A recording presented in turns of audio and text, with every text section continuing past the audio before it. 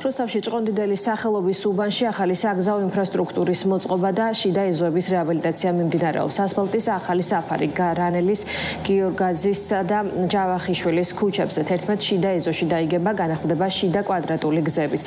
სარეაბილიტაციო გზის საერთო ფართობი 21400 კვადრატული მეტრია. გამოცვლილია მიწისქვეშა კომუნიკაციები და სანიაღვრე ქსელი. გათვალისწინებულია ბორდიურების და ტროტუარების მოწყობაც. მიმდინარე წელს რუსთავში ახალი საგზაო ინფრასტრუქტურა ჯამში 65,000 კვადრატულ მეტრ ფართობზე მოეწყობა.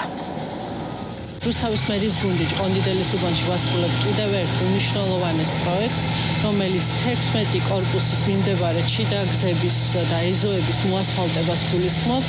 ეს იყო მოსახლეობის ძალიან დიდი ხნის მოთხოვნა და დღეს უკვე სამუშაოები აქტიურ ფაზაში მიდის, უახლოეს პერიოდში დასრულდება და აქ მაცხოვრებლებისთვის გაუმჯობესდება პირობები. ჭყონდიდელის უბანში გრანელისა და გიორგაძის ქუჩებზე 11 ეზოში მიმდინარეობს შიდა საუკუნო ეზოების რეაბილიტაცია. ამჟამად საფარის პირველი ფენა დაგებულია, რაც იმას ნიშნავს, რომ პროექტი თავის ვადებში დროულად დასრულდება.